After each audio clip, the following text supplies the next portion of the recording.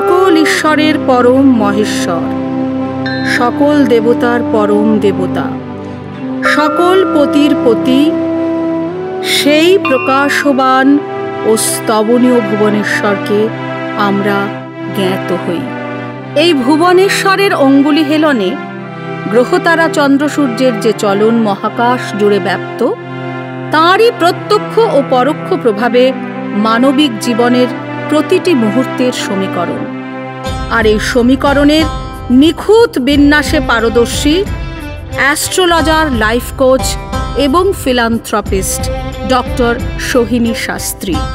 দেশ বিদেশের অসংখ্য সম্মানের মুকুটে বারবার তাঁর অভিষেক। একবার নয়, দুবার রাষ্ট্রপতি পুরস্কারে সম্মানিত তিনি।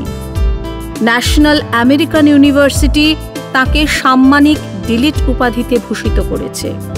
লন্ডনের ওয়ার্ল্ড বুক অব রেকর্ডসে জ্ঞানী গুণীদের মাঝে তিনি একটি উজ্জ্বল নক্ষত্র। ইন্টারন্যাশনাল অ্যাস্ট্রোলজি ফেডারেশন তাকে দিয়েছে আমেরিকান অনারারি ডক্টরেট খেতাব।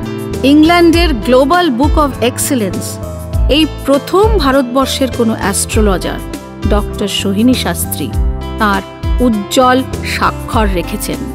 স্বীকৃতি ও খ্যাতির শীর্ষে থাকা এই অ্যাস্ট্রোলজারের কাছে তাই দেশ বিদেশের স্বনামধন্য ব্যক্তিত্বরা বারবার ফিরে এসেছেন। তার অভ্রান্ত গণনায় তারা খুঁজে পেয়েছেন নিজেদের জীবনের সুখ শান্তির চাবিকাঠি। একের পর এক অ্যাস্ট্রোলজির বই লিখে তিনি জয় করেছেন উৎসুক পাঠকের উদ্বেল হৃদয়।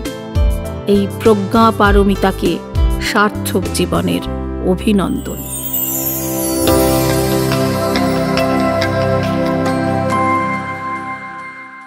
শনি 7:30, 8 থেকে 80 সবার জন্যই কিন্তু একটা ভয়াবহ সময়। নমস্কার, আমি রূপালী। আপনাদের সকলকে এই অনুষ্ঠানে স্বাগত জানাচ্ছি।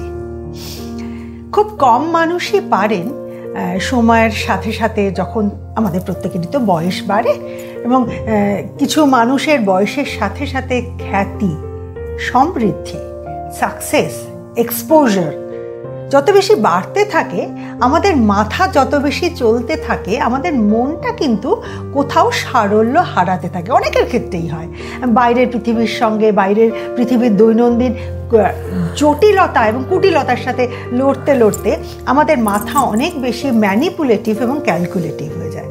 আর হাতে গোনা কিছু মানুষ থাকেন, তারা এই গোটা মহাবিশ্বের সমস্ত জটিলতা এবং কুটিলতা প্রতিহত করেন, কিন্তু মনে থাকে তাদের শিশুর সারল্য। এবং সেইটা পারেন বলেই হয়তো তারা তাদের কাজে এতটা সাকসেসফুল হতে পারেন। যার এই সুবিশাল কর্মকাণ্ডের কিছু ঝলক আপনারা দেখছেন, ব্যক্তিগত স্তরে তাকে জানার সুবাদে আমি বলছি, সামনাসামনি যারা দেখেছেন এবং চিনেছেন তারা অবাক হয়ে যাবেন। এত জ্ঞানী গুণী প্রভাবশালী একজন মানুষের ভেতরে সারাক্ষণই কিন্তু একজন শিশু বিরাজ করছেন। দেশীয় এবং আন্তর্জাতিক ক্ষেত্রে খ্যাতি সম্পন্ন, 2বার রাষ্ট্রপতি পুরস্কার বিজয়ী সেই ডক্টর সোহিনী শাস্ত্রীর কথাই আমি বলছি। নমস্কার সোহিনীদি, স্বাগত। নমস্কার রূপালী, কেমন আছো? খুব ভালো আছি। যেটা না আমি দর্শকদের সাথে শেয়ার না করে পারলাম না, তোমার মধ্যে সারাক্ষণই একটা বাচ্চা মেয়ে থাকে এবং সে কিন্তু অদ্ভুতভাবে, তুমি এমন একটা কাজ নিয়ে কাজ করছো এমন নয়, মানে তুমি কিন্তু গোটা মহাবিশ্বের নেগেটিভিটি নিয়ে কাজ করছো। আমাদের লাইফের প্রত্যেকের নেগেটিভিটি আমরা তোমার কাছে গিয়ে ভেন্টিলেট করে দিচ্ছি, এবং আমাকে সমস্ত ধরনের মানুষ আমার কাছে এক্স্যাক্টলি, মানে সমস্যা যুক্ত মানুষও আসছেন। আবার মানে এটা ঠিক যে জ্যোতিষশাস্ত্রে তো সমস্যাটা মেন থাকেই, সেটা নিয়ে আসে এবং বিভিন্ন স্তরের মানুষ আসেন। এবং আমার কাজ হচ্ছে অ্যাজ অ্যান অ্যাস্ট্রোলজার, একজন জ্যোতিষী হিসাবে, প্রকৃত জ্যোতিষী হিসাবে তার পাশে থাকা, তাকে সাপোর্ট করা এবং তার জীবনটাকে কারেকশন করা। এবং জীবনটাকে হয়তো অনেকের মধ্যেই প্রশ্ন জাগতে পারে যে সত্যি কি লাইফ কারেকশন হয়? অনেকেই প্রশ্ন করেন, কারণ অনেকে অত্যধিক যারা সায়েন্স বেস, যারা সায়েন্স নিয়েই পড়াশোনা করেছেন, এরকম বহু মানুষের প্রশ্ন আমি শুনেছি, বহু বছর ধরে শুনছি, এখনো তারা আমাকে প্রশ্ন করেন। আমি বললাম যে হ্যাঁ, কারেকশন হয়, কারণ যদি কোনো মানুষের উপর গ্রহের প্রভাব খারাপ থাকে সেটা কিন্তু অবশ্যই তাকে কাটানো সম্ভব। এই যে তুমি বললে না তোমার কাছে আসা আমাদের সবার নেগেটিভিটি নিয়ে, সেই নেগেটিভ একটা শব্দ যারা অ্যাস্ট্রোলজিতে বিলিভ করেন এবং যারা বিলিভ করেন না সবাই জানেন, সেই শব্দটি হচ্ছে কিন্তু শনির সাড়ে সাথী। আমাকে বলো, শনির সাড়ে সাথী মানে আমাদের শুরুতে ধারণা একটা প্রচন্ড নেগেটিভ কিছু। আবার অনেক মানুষেরই দেখেছি সাড়ে সাতির সময় উন্নতি। অনেকে বলেছে সাড়ে সাতি মানে 3টে ঢাইয়া, মানে আড়াই আড়াই আড়াই। আবার অনেকে বলে না সাড়ে সাতি আলাদা, এটা একটা মানুষের জীবনে 3 বার আসতে পারে, ঢাইয়াটা আলাদা। আমি না ভীষণ কনফিউজড, মানে তোমার সাথে এতদিন থেকেও আমি না শনির সাড়ে সাতি নিয়ে তোমার সাথে কখনো আলোচনা করি। আজকে আমরা ঢাইয়া নিয়ে আলোচনা করব না, ঢাইয়াটা আলাদা অবশ্যই।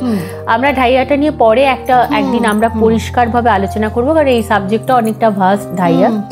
আজকে আমাদের যেটা মেইন পর্ব, মূল পর্ব, সেটা হচ্ছে শনির সাড়ে সাতি। হ্যাঁ দেখো, একটা জিনিস বলি, শনির সাড়ে সাতি ইচ অ্যান্ড এভরি জোডিয়াক সাইনকে এফেক্ট করে। কিছু কিছু জোডিয়াক সাইনকে পজিটিভ এফেক্ট দেয় উইথ নেগেটিভ এফেক্ট। নেগেটিভ কিছুটা দেবেই না, যে তার পজিটিভ হবে এটা ইম্পসিবল, কারণ শনি হচ্ছে পাস্ট লাইফ কর্মের উপর ডিপেন্ড করে।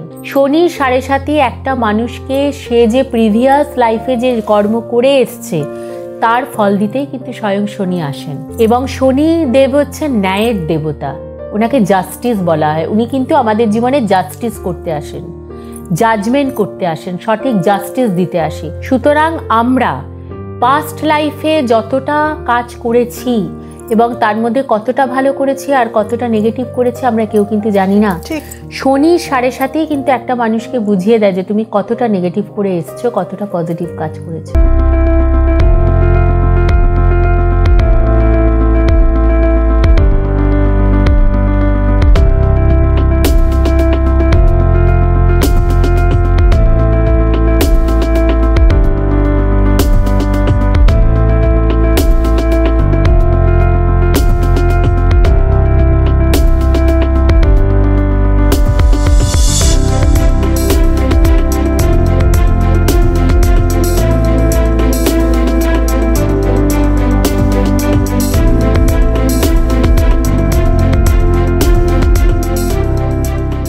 শনির সাড়ে সাতি, সামনের 7.5 বছর কিভাবে চললে আপনার ভালো হবে আমি বলবো।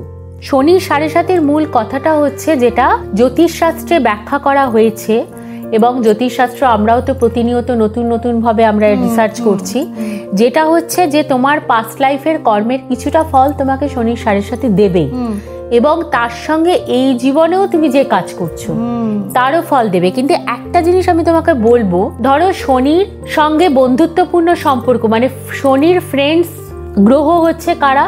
শুক্র, তারপরে হচ্ছে বুধ। এবার শুক্র আর বুধের যে সমস্ত রাশিগুলো, মানে যে জোডিয়াকের অধিপতি হচ্ছেন বুধ, যেমন ধরো মিথুন রাশি, কন্যা রাশি, শুক্র বৃষ রাশি, তুলা রাশি, এবং শনির ওন যে সাইন রয়েছে কুম্ভ রাশি, মকর রাশি। তাহলে আমি 6টা রাশি পেলাম 12টা রাশির মধ্যে। এই 6টা রাশির জাতক জাতিকারা কিন্তু শনির সাড়ে সাতিতে একটু হলেও কম এফেক্ট পাবে। শনির সাড়ে সাতিতে এই 6টা রাশির কি হয়, যেমন ধরো কর্মক্ষেত্রে একটা উন্নতি, ফিনান্সিয়ালি গ্রোথ, ডেভেলপমেন্ট, তারপরে হয়তো বিবাহ, এবং সেই সঙ্গে ব্যবসায় উন্নতি, পড়াশোনায় উন্নতি, হায়ার স্টাডিতে উন্নতি। এগুলো কিন্তু এই রাশির জাতক জাতিকারা এই সুযোগগুলো পেয়ে থাকে। কিন্তু আবার তার সঙ্গে সঙ্গে কিছুটা মানসিক দিক, যেমন ধরো শনির সাড়ে সাতি মেষ রাশির উপর আসছে এই বছর, কিন্তু 29 মার্চ কিন্তু শনি এন্টার করছে। সুতরাং এই যে শনির স্থান পরিবর্তন হচ্ছে, গোচরে শনি আসছে মীন রাশিতে, সুতরাং এই মীন রাশিতে শনি যখন প্রবেশ করছে তখন কিন্তু মীন রাশিও এফেক্টেড হচ্ছে। এবং এই যে মানে ধরো মীন রাশি এফেক্টেড হচ্ছে, এই মীন রাশি তো বৃহস্পতির সঙ্গে শনির সম্পর্ক কিন্তু বন্ধুত্বপূর্ণ না, আবার শত্রুপূর্ণ না, সুতরাং এটা কিন্তু নিউট্রাল। সুতরাং ধনু রাশির আর মীন রাশির জাতক জাতিকাদের একটা জিনিস ফেস করতেই হবে, এবং তার সঙ্গে মেষ রাশি, কারণ মেষ রাশি হচ্ছে মঙ্গলের সঙ্গে কিন্তু শনির সম্পর্ক খারাপ নাকি কেউ কাউকে ঘাটায় না, সম্পর্ক খারাপ। মঙ্গল শনির অবস্থান খুব একটা ভালো হয় না। আচ্ছা, সুতরাং এখানে কি হচ্ছে, শনি শীতল গ্রহ, মঙ্গল অগ্নি গ্রহ, সুতরাং দুজনের সঙ্গে সম্পর্কটা একটু হলেও নেগেটিভ।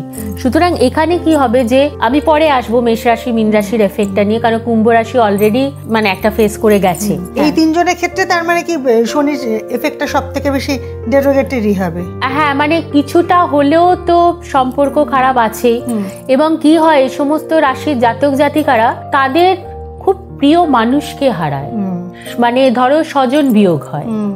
এবং শনির 7.5-তে কিন্তু অনেক ধরনের ক্ষতি হতে পারে, যেমন ধরো সিভিয়ার অ্যাক্সিডেন্ট, অর্থনাশ, অত্যধিক লোন রিপে করতে না পেরে ঘরবাড়ি চলে যাওয়া, গাড়ি বিক্রি করে দেওয়া, অত্যধিক হয়তো দেখা গেল শনির 7.5-এর সময় মানুষের মধ্যে একটা জেদ চাপে যে অত্যধিক ভাবে আমরা শেয়ার ট্রেডিং করব, যেহেতু শনির সঙ্গে রাহু কানেক্টেড।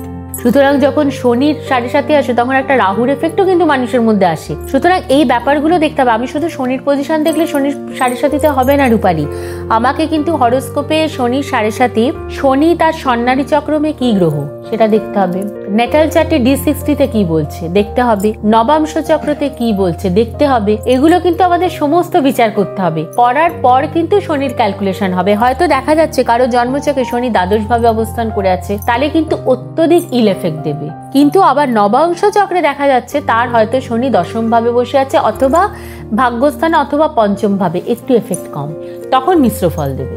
আচ্ছা, কারণ শনির পজিশনের উপরেই কিন্তু তোমার পাস্ট কর্ম। একটা জিনিস দেখো, যখন শনির 7.5-এ আসে তখন কিন্তু মানুষ তাকে জীবনে অনেক কিছু পরিবর্তন দেখতে হয়, একদম তার সামনে একটা মানুষের মুখোশ পর্যন্ত খুলে যায়। হয়তো দেখা গেল যে মানুষটা তোমার সঙ্গে সারা জীবন অত্যধিক মধুর ব্যবহার করে এসছে, শনির 7.5-তে সে তোমার চরম শত্রু হয়ে গেল। কারণ শনি কিন্তু এসে তার রূপটা তোমার সামনে খুলিয়ে দিল। শনি কিন্তু এক্সাম করতে আসে, এবং শনির 7.5 চলাকালীন একটা মানুষকে যন্ত্রণা দিয়ে, একটা মানুষকে সমস্ত কিছু পরীক্ষা করিয়ে, একটা মানুষকে তার জীবনের সমস্ত হার্ডেলস ঘটনা ফেস করিয়ে একটা মানুষকে কিন্তু তার মনটাকে পরিশুদ্ধ করে। এবং তখন অটোমেটিক্যালি যখন আমরা একটা জীবনের যন্ত্রণার মধ্যে দিয়ে যাব, একটা আমাদের লাইফ পাথটা যখন খুব যন্ত্রণা বহুল হবে, তখন আমরা কি করি, ডাইরেক্ট আমাদেরকে কে হেল্প করতে পারে, স্বয়ং ঈশ্বর। একদম সারেন্ডার। তখন কিন্তু স্পিরিচুয়ালিজম। আর এই শনির 7.5-তে কিন্তু প্রত্যেকটা মানুষের মধ্যে স্পিরিচুয়ালিটি আসবেই, সে কিন্তু স্পিরিচুয়ালি কানেক্টেড হবেই ঈশ্বরের সঙ্গে, তাতেও কিন্তু অনেকটা মানুষের মন পরিশুদ্ধ হয়। এই যে তুমি বললে না, এইটাতে একটা অদ্ভুত ঘটনা। রিসেন্টলি আমার পরিচিত একটি মানুষ একটি মৃত্যুকালীন দুর্ঘটনার মুখ থেকে ফিরে এলেন, তার পরিবার শুদ্ধ, দে আর সো লাকি, বললেন আমাদের সাথে মিরাকল হয়েছে। পরিবারের সবাই বললেন যে ভগবান বাঁচিয়েছেন। একজন বললেন না, এই টেকনিক্যাল কারণে গাড়িতে এয়ার ব্যাগ ছিল, এখানে এইটা ছিল, এখানে ওইটা ছিল, সেই জন্যে। এটা কিন্তু সায়েন্স।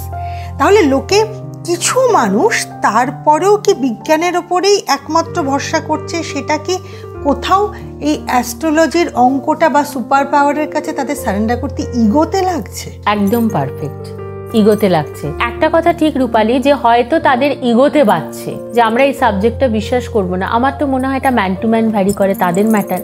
সেটার জন্য জ্যোতিষশাস্ত্রের কোনো কিছু যায় আসে না। জ্যোতিষশাস্ত্র বহু বছর ধরে চলছে। আর আমি একটা কথাই বলবো, পৃথিবী যতদিন থাকবে, মানুষ যতদিন থাকবে, জ্যোতিষশাস্ত্র মানুষের মধ্যে থেকে যাবে। সেক্ষেত্রে না আমার আরেকটা কারণও মনে হয়, এবার আমি তাদের সপক্ষে বলি, সবাই তো ডক্টর সৈনী শাস্ত্রী হন না। অনেক মানুষই আছেন নিজের অর্থলোভের জন্য মানুষকে ভুল পথে চালিত করেন, এবং তাদেরকে না ভুল ক্যালকুলেশন করে হয়তো ভুল প্রেডিকশন দেন, তাদের হিসেব মেলে না, তারা অনেক টাকা খরচ করে, তারা ঠকে। তখনও তারা মনে করে, তারা তখন ভাবে না এই অ্যাস্ট্রোলজারটা ভুল, তারা ভাবে অ্যাস্ট্রোলজিটা ভুল। এইখান থেকে কিন্তু একটা কমিউনিকেশন গ্যাপ বা মিসকনসেপশন তৈরি হয়, তাই না? একটা কথা বলি রূপালী, তুমি হয়তো আজকে এই প্রসঙ্গটা তুলে খুব ভালো করেছো। কারণ সত্যি কথা, অনেক পরিবার আছে হয়তো তাদের যথেষ্ট পরিশ্রম করে অর্থ ইনকাম করতে হয়, এবং তাদের অনেক দিনের জমানো পুঁজি তারা খরচা করে হয়তো অ্যাস্ট্রোলজিক্যাল রেমেডি নেয়, তারপরে রেজাল্ট না আসে। এর পিছনে আমি 3টে কথা বলছি। যেহেতু দেখো রেমেডি বা সলিউশন নিতে গেলে, যেহেতু তুমি বলছো যে রেমেডি নিয়ে হয়তো কাজ হলো না, রেমেডি বা সলিউশন নিতে গেলে সত্যি খরচা হয়। কারণ আজকাল জেমস প্রচন্ড, মানে একটা অরিজিনাল ভালো কোয়ালিটির জেমস, যে ক্ল্যারিটি গ্র্যাভিটি যেগুলো দরকার সেগুলো দেখে যদি একটা প্রপার জেমস দিতে হয় তার কিন্তু অনেক খরচা আছে। মানে আজ থেকে 5 বছর আগেও যে রেমেডির প্রাইস ছিল সেটা এখন অনেক বেড়ে গেছে। যে কোনো পুজো আর্চা রুদ্রাক্ষ যা কিছু একটা, যদি আমি কাউকে লাইভ গাইড করছি যদি প্রপার রেমেডি, তার কিন্তু সত্যি একটা ভালো খরচা আছে। কিন্তু খরচাটা তখনই সার্থক হয় যখন সেটার থেকে প্রপার রেজাল্টটা আসে। কিন্তু অনেকের ক্ষেত্রে হয়ে যায় যে তারা হয়তো এমন কিছু মানুষজনের কাছে যাচ্ছেন যারা হয়তো তাদের পুঁথিগত বিদ্যা বলো বা তাদের জ্যোতিষশাস্ত্র সম্বন্ধে জ্ঞান খুব কম, সত্যি কথা বলতে প্রচন্ড কম। তাদের কাছে যখন মানুষ আসছেও তারা হয়তো ইন ডেপথে গিয়ে ভিতর থেকে বিচার করে যে প্রেডিকশনটা করা, কারণ একটা জ্যোতিষশাস্ত্র দেখতে গেলে তার নেটাল চার্ট, তার D60, তার স্বর্ণালী চক্র, তার প্রচুর থাকে, এবং তার D16, D30 এবং কনসেপশন টাইমটা হচ্ছে সব থেকে পারফেক্ট অ্যাস্ট্রোলজি বিচার হয়, সেটা অনেকেই জানে না। সেইটা বিচার করতে অনেকটা তোমাকে ডেপথে ঢুকতে হবে, তার মানে তোমার মধ্যে গভীর নলেজ দরকার। তুমি যদি সেই জায়গাটা না পারো তাহলে অটোমেটিক্যালি তোমার প্রেডিকশনও ভুল হচ্ছে, প্লাস তার সঙ্গে তোমার রেমেডি গাইড ভুল হচ্ছে। ওটাই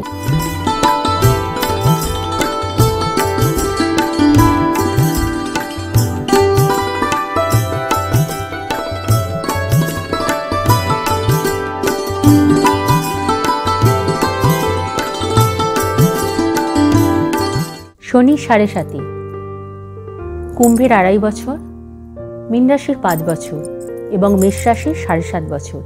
যথেষ্ট কিন্তু চিন্তার বিষয়। তুমি বলছিলে যে 3টে রাশির ক্ষেত্রে কিন্তু এখন চলছে, ঠিক 7.5 হ্যাঁ, শনি 7.5 শুরু হচ্ছে এবার। এবং একটা জিনিস বলি যে 3টে রাশির ক্ষেত্রে, যেমন ধরো কুম্ভ রাশির এটা লাস্ট লেফট চলছে, তারপরে হচ্ছে মীন রাশিতে প্রবেশ করছে, মীন রাশির অলরেডি 2.5 বছর পাস্ট হয়ে গেছে।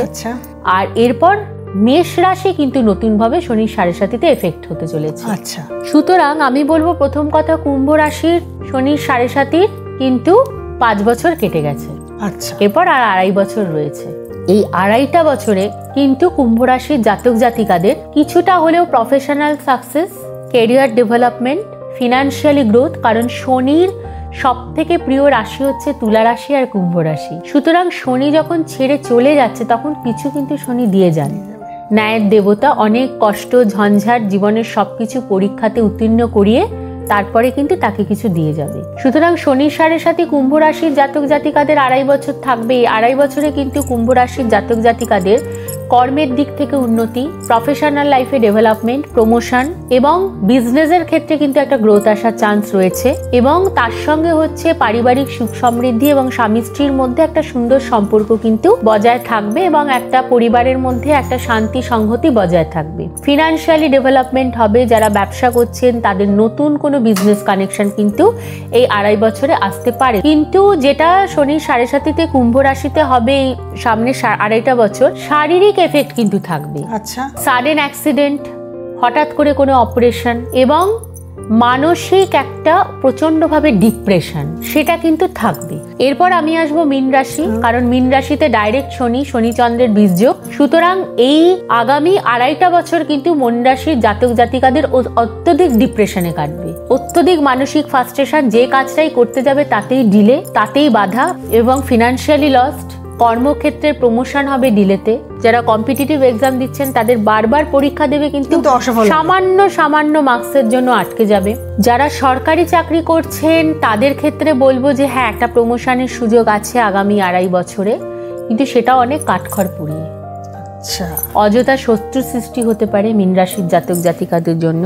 পারিবারিক সম্পর্ক ব্যাহত হতে পারে, স্বামী স্ত্রীর মধ্যে সম্পর্ক খারাপ হতে পারে এবং তার সঙ্গে হচ্ছে হঠাৎ করে প্রচুর লোন হয়ে যেতে পারে এবং তার সঙ্গে হচ্ছে হঠাৎ অত্যধিক অর্থ ক্ষতি, সেটাও কিন্তু মীন রাশির এই 2.5 বছরে আছে।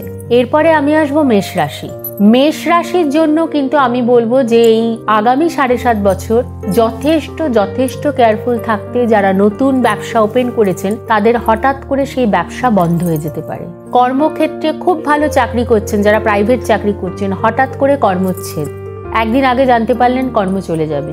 যারা সরকারি চাকরি করছেন, প্রমোশনের এক্সপেক্টেড প্রমোশন হবে, তাদের হয়তো দেখা গেল এই আগামী 7.5 বছরে কিন্তু প্রমোশন হয়ে উঠলো না। এবং যারা বেসরকারি চাকরি করছেন, যারা খুঁজছেন চাকরি, তারা সমানে কন্টিনিউয়াসলি তারা কিন্তু ইন্টারভিউ দিয়ে যাচ্ছে, কিন্তু হয়ে উঠছে না। হ্যাঁ, 7.5 বছরে হবে না আমি বলবো না, কিন্তু খুব ভালো জব পাওয়াটা একটু টাফ। এবং মানসিকভাবে একটা যন্ত্রণা, মানসিক হতাশা, শারীরিক দুর্ঘটনা। প্রথম ফেজটা 2.5 বছর মেষ রাশির জন্য কিন্তু বেশ টাফ, বিশেষ করে মানসিক। এবং আমার মনে হয় একটা মানুষ দাঁড়িয়ে থাকে তার মূল কাঠামোটা কিন্তু তার মানসিকতার উপর। সেই মূল মানসিকতাটা যদি কারোর ভেঙে যায় তাহলে কিন্তু সেই ক্ষেত্রে একটা মানুষের এগোনোটা খুব টাফ। সুতরাং আমি বলবো যে আগামী 7.5 বছর মীন রাশির জন্যও ভালো না। কুম্ভ রাশির অনেকটাই উন্নতি, ডেভেলপমেন্ট দেখা যাচ্ছে, কিন্তু একটু শারীরিক সমস্যা থাকবে। মেষ রাশির জন্য কিন্তু সামনের 7.5 বছর খুব টাফ। কিন্তু আমি যদি ফার্স্ট ধাপটা দেখি, প্রথম ধাপটা, কারণ চন্দ্রের দ্বাদশ, চন্দ্র এবং চন্দ্রের দ্বিতীয়, এই 3টে রাশিতে শনি গমন করলে, শনি যখন অবস্থান করে তখনই তো শনির 7.5 তৈরি হয়। সুতরাং এখন কি হচ্ছে যে চন্দ্রের দ্বিতীয় রাশিতে যাচ্ছে, এই দ্বিতীয় রাশিতে অর্থ ক্ষতি দেবে, তার সঙ্গে মানসিক ক্ষতি এবং অত্যধিক শারীরিক ক্ষতি। সুতরাং আমি বলবো যে কুম্ভ রাশি, মীন রাশি এবং মেষ রাশি শনি 7.5-তে কিরকম কি ফল দেবে, কারণ আমাদের হাতে সময়টা খুব কম থাকে রূপালী, আমরা অনেক কিছু বলার থেকে আমরা বলে উঠতে পারি না, তখন পরে পরে আমরা আবার সেগুলোকে নিয়ে বিস্তারিত আলোচনা করি কোনো না কোনো এপিসোডে। একটা ধারণা তো আপনারা পেয়ে গেলেন যে শনির 7.5 আপনাদের জন্য কি হতে পারে, তো সেইভাবে একটু নিজেদেরকে সজাগ চলতে হবে এবং মানসিক প্রস্তুতি নিয়ে রাখতে হবে। এক্স্যাক্টলি, সেই প্রস্তুতির ব্যাপারেই বলছি। আমি জানি যাদের মেষ রাশি এবং যাদের প্রিয়জনদের মেষ রাশি, তারা কিন্তু একটু হতাশ এবং একটু টেনশনে পড়ে গেছেন। এইখানেই হচ্ছে আসল সমস্যার সমাধান, যেটা বারবার করে বলা হচ্ছে। সমস্যা আমরা সব থেকে বেশি চিন্তিত কখন হয়ে জানেন, যখন একটা শরীর খারাপ হচ্ছে, বিভিন্ন প্রবলেম হচ্ছে, কিন্তু ডাক্তার কিছুতেই রোগ ধরতে পারছে না, সেটা খুব বিপজ্জনক। যেই মুহূর্তে ডাক্তার ধরতে পারে যে এইটার কারণে হচ্ছে, সঙ্গে সঙ্গে কিন্তু আমরা সুস্থ হতে শুরু করি, কারণ তখন তো ওষুধ আছে। ঠিক সেই রকম যে যদি সময় খারাপ যাচ্ছে, কেন খারাপ যাচ্ছে এটা ধরা না যায়, সেটা অনেক চিন্তার। কিন্তু যেহেতু ডক্টর শনি শাস্ত্রী গাইড করছেন যে আগামী দিন এই কারণে সময় খারাপ যেতে পারে, তাহলে সমাধান তো হাতেই রয়েছে, সমাধান হাতের সামনেই রয়েছে। এবং এইভাবে সমাধান সূত্র নিয়েই কিন্তু প্রচুর মানুষ ভালো থেকেছেন, হাসি মুখে থেকেছেন। ওই যে ডক্টর শাস্ত্রী বলেন না, মানে আমার কাছে ফিরে আসুন উইথ আ বিগ স্মাইল। তো বিগার এবং বিগেস্ট স্মাইল নিয়ে কিন্তু বারবার মানুষ ফিরে এসেছেন। আসুন তাদের কোনো একজনের কথা শুনেই নিন না তার মুখ থেকে। নমস্কার, আমার নাম রূপক চক্রবর্তী, আমি কলকাতা থেকে আসছি। গত 6 বছর ধরে আমি শ্রী সৈনী ম্যাডামের সঙ্গে যুক্ত। এখানে এসে আমি অনেক উপকার পেয়েছি। আজ আমি আবার এসেছিলাম ওনাকে দেখাতে, জীবনের আরও কিছু কঠিন সমস্যা নিয়ে, বাট ওনার সেই হাস্যমুখে উনি সেই সমস্যাগুলোকে আজ আমাকে একদম সমাধান করে দিলেন এবং আজ সেই সমাধানে আমি আজ খুবই তুষ্ট। তো এই সমাধান সূত্রের জন্য একটা ছোট্ট কাজ আমাদের করতে হবে। নিজের সঠিক date of birth, place of birth এবং টাইম অফ বার্থ, এই 3টে ইনফরমেশান নিয়ে, সঠিক যে ইনফরমেশান সেটা নিয়ে ডক্টর শৈনী শাস্ত্রীর কাছে পৌঁছতে হবে। যদি মনে করেন চেম্বারে দেখাবেন, তাহলে কলকাতায় ওনার চেম্বার 25 শ্যামাপ্রসাদ মুখার্জি রোড, কলকাতা 25 এই ঠিকানায়। এছাড়া দিল্লির সিআর পার্কে উনি চেম্বার করেন, উত্তর 24 পরগনা, মুম্বাই, দুবাই, লন্ডন, বিভিন্ন জায়গায় উনি চেম্বার করেন। কিন্তু কবে, কখন, কোথায় অ্যাপয়েন্টমেন্ট পাবেন তার জন্য যে নাম্বার আছে সেখানে হোয়াটসঅ্যাপে বা ফোন করে যোগাযোগ করে নেবেন। যদি আপনারা এমন একটা ডিস্টেন্সে থাকেন যে যেখানে চেম্বারে যেতে অসুবিধা হচ্ছে, তাহলে কিন্তু অনলাইন কনসালটেশনেরও ব্যবস্থা রয়েছে, সেটার জন্য অ্যাপয়েন্টমেন্ট নিতে পারবেন ফোনে। আজকের মতন সময় শেষ, আমাদের যাওয়ার সময় হয়ে গেছে। আগামী দিনে এই সময় এই চ্যানেলে এই অনুষ্ঠানে আপনাদের সঙ্গে আবার দেখা হবে। ভালো থাকবেন।